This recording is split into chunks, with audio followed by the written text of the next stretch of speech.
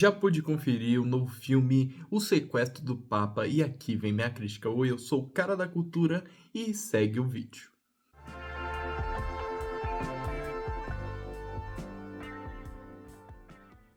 O Sequestro do Papa conta a história do padre, que posteriormente se tornou papa, obviamente, Pio, e toda a sua trajetória ao sequestrar um garoto de cerca de 11 anos que supostamente, mesmo sendo judeu, foi batizado na igreja. Afinal, será que o garoto vai voltar para casa ou não? Bom, eu acho que essa vai ser uma crítica mais rápida, mas geralmente quando eu falo isso, significa que eu não gostei do filme, obviamente. Mas não é esse o caso.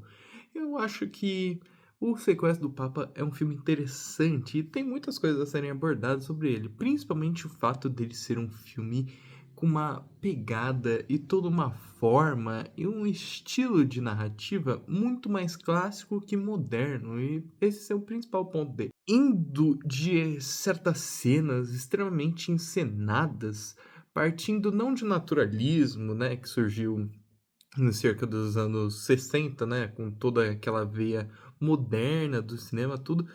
O Sequestro do Papa faz diferente, ele pega de um formalismo, né, dos anos 30, 20, constrói quase um épico em cima da história desse, né, esse papa e essa criança sequestrada pelo papa. E então acaba por ser um estilo, né, uma forma muito mais, diria que antecedente desses novos cinemas que temos hoje em dia. É um filme que é bem formulaico e funciona numa estrutura bem definida até, e eu gostei bastante disso. As encenações, elas, por exemplo, não são tão inventivas, e isso não tem problema.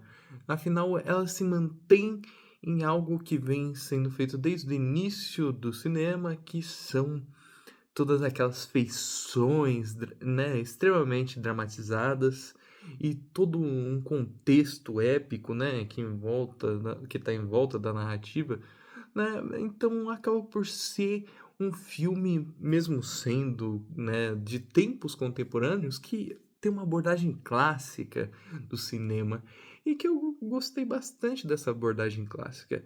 É bom de vez em quando ter filmes que tentam resgatar o clássico do cinema, e eu achei que esse foi o caso, indo dessas encenações extremamente dramatizadas, com faces e bocas que não partem de um naturalismo, que partem justamente dessa premissa do tom, né, do tom incrível, do tom quase como se tivesse uma guerra ocorrendo em tela, né, um épico, né? Eu achei muito disso do Sequestro do Papa. É um filme que não busca contar uma história antiga por métodos novos, mas busca ambientar o espectador de maneiras antigas numa história antiga. E eu gostei bastante disso. Isso não ocorre só no campo das atuações, encenações, da arte cênica, né? O filme também faz isso através da sua fotografia. A fotografia consiste em painéis e em paisagens e campos extremamente abertos, né? Os planos desse filme geralmente não são fechados. E quando são fechados em eh, ambientes extremamente, eu diria que altos e que exercem certa exuberância sobre os personagens, como igrejas, monastérios extremamente altas, né, afinal o filme se passa, né, ele se passa, se eu não me engano, em 1800 por aí, e obviamente baseado em fatos reais, e, por ter todo esse charme e essa questão do enaltecimento dos prédios e construções, tudo acaba por ter esse senso épico, né, quase partindo de um neoclassicismo, né, de certas pinturas. É tudo muito exuberante na obra e é tudo construído assim, né? A parte da fotografia faz isso através desses planos abertos e também tem essas encenações que condizem com esse tom que o filme propõe.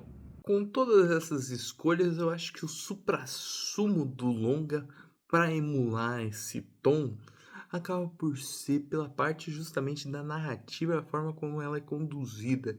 O filme praticamente se passa com atos bem definidos, né, numa espécie de Les Empires, né, filme clássico, atos extremamente bem definidos que delimitam a história muito bem, abordando a infância desse jovem rapaz que foi sequestrado, a adolescência, a fase adulta do mesmo, né. É tudo bem delimitado no filme, quase como se tem partes que até parece que o filme fala: "Ok, chegou o segundo ato e aqui vamos os apresentar, né, apresentar os mesmos personagens, só que com essa passagem de tempo de maneira diferente". Então, parece tudo bem delimitado na forma de contar a história. Os personagens eles têm arcos evolutivos, mas arcos evolutivos que vão ser vistos somente com essa passagem de tempo, né. Então acaba por ser uma experiência bem clássica, um filme que retrata esse clássico e que o homenageia, né, obviamente, conforme é feito, porque, como eu já disse, ele retrata uma história antiga com olhares antigos, e isso tudo funcionou muito bem e criou certo charme para o longa, pelo menos na minha opinião. E acabou por ser uma experiência diferente em meio a tantas experiências que tentam elaborar formas de narrativas inventivas e extremamente rápidas que prendem a atenção do espectador. O Sequestro do Papa vai no oposto disso. Ele tenta, através dos elementos que compõem essa história, como a encenação, até uma música, né, uma trilha sonora inicialmente meio estranha, remetendo a um clássico também. Cenas alegres têm uma trilha sonora extremamente contente, né, quase como se fosse um desenho animado, principalmente no início, mas elas se opõem em vários momentos com uma trilha sonora tensa, justamente por mostrar certas partes da realidade daquela criança que foi sequestrada, como tensa, né. Então, acaba por se remeter muito ao clássico, um filme que remete até mesmo a certas partes do cinema mudo, onde foca muito na atuação, não necessariamente nas falas, mas na atuação, no que os personagens querem mostrar com suas encenações, no que a fotografia épica mostra, essa fotografia quase ostensiva, no que é essa trilha sonora que consegue realmente ambientar o público através, né, dos seus elementos que se jogam nas cenas que o filme tenta mostrar, e nessa forma de narrativa antiga, né, quase primitiva, onde a história é bem delimitada, é extremamente, eu diria que bem linear, né? Ele conta a história de forma categórica, quase, né?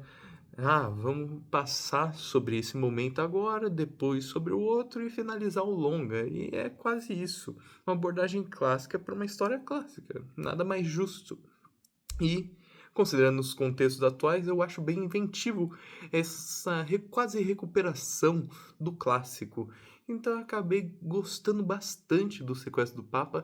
Achei um filme extremamente cativante, divertido, por ele mostrar o clássico em tempos atuais, né? Então, no final, né, do longa, eu acabei me motivando com o mesmo e gostando bastante do que eu assisti em tela.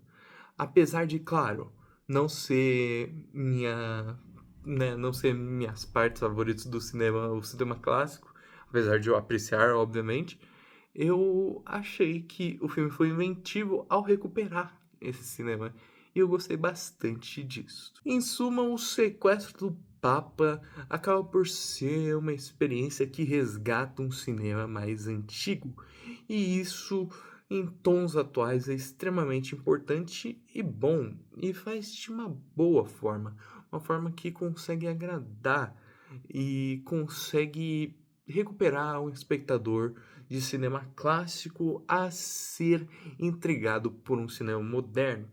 Então, no final, eu achei O Sequestro do Papa um filme extremamente interessante, cativante, com elementos que remetem ao clássico e muito bem utilizados, que realmente conseguem contar a narrativa proposta pelo longa e consegue fazer isso de uma forma charmosa e épica, justamente sua proposta inicial, né, ao retratar uma história que foi contundente para séculos atrás. E no final, eu acabei achando a experiência de O Sequestro do Papa muito interessante. Então, para O Sequestro do Papa, eu vou colocar uma nota 7,5 de 10. É um bom longa, é um longa interessante de se assistir. Óbvio, não achei uma obra-prima do cinema, nem nada como outros que eu avaliei recentemente no canal. Eu gostei do filme, eu acho que vale a pena uma conferida do mesmo. Eu acho que esse resgate do clássico é a principal coisa que vale a pena nele, né? Eu sinto que esse cinema mais clássico vem sendo perdido, obviamente por uma passagem de tempo, mas que esse filme recuperou muito bem, eu diria. Mas e aí, gostou do vídeo? Vai assistir o filme? Então curte, compartilha, comente, se inscreva. Eu sou o cara da cultura e tchau!